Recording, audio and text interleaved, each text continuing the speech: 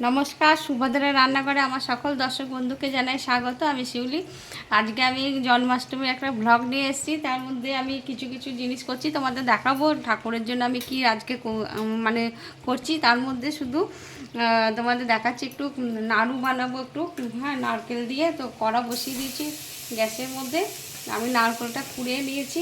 নারকেল নাড়ু তোমরা সবাই বানাতে জানো, কিন্তু আমি কিভাবে বানাবো দিয়ে ঠাকুরকে দেবো সেটাই আমি তোমাদের দেখাবো, সেই জন্য দেখানোর ব্যাপার।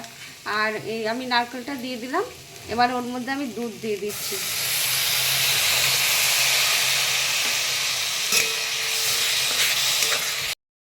আমি একটু লিকুইড দুধ দিয়ে দিয়েছি আর একটু গুঁড়ো দুধ দিয়ে দিলাম। এবার আমি একটু চিনিটা দিয়ে দিলাম। এগুলো দিয়ে আমি এগুলো মিক্স করে নেব। আমার দেখো মিষ্টিটা প্রায় হয়েই এসছে, আর কিছুক্ষণ পরেই হয়ে যাবে পাকটা। আমি একটুখানি এলাচের গুঁড়ো দিয়ে দিচ্ছি।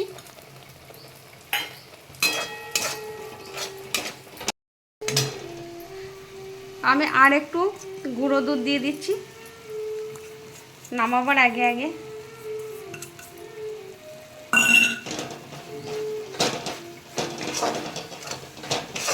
দেখো হয়ে গেছে। এবার আমি এগুলো মিষ্টিগুলো রেডি করছি। এই যে আমার ইয়ে আছে, ছাঁচ আছে, ছাঁচের মধ্যে আমি দিয়ে মিষ্টিগুলো বানাবো। আজকে আমার গোপালবাবু খাবে, তার জন্য একটু ভালো করে সুন্দর করে বানাতে হবে না। এই যে এইভাবে আমি সব বানিয়ে নেব। আর আর এই ছাঁচটার মধ্যে আমি একটু ঘি লাগিয়ে নিয়েছি, কারণ ঘি লাগিয়ে নিলে সুন্দরভাবে উঠবে। তো আর এইভাবে তোমরা একবার এই নারকেলের মিষ্টি বানিয়ে দেখবে, খেয়ে অসম্ভব সুন্দর হয়, একদম মুখে লেগে থাকবে। একবার এইভাবে বানালে না বারবার বানিয়ে খেতে ইচ্ছে। বাড়ির বাচ্চারা তো করতে করতে ফাঁকা করে দেবে।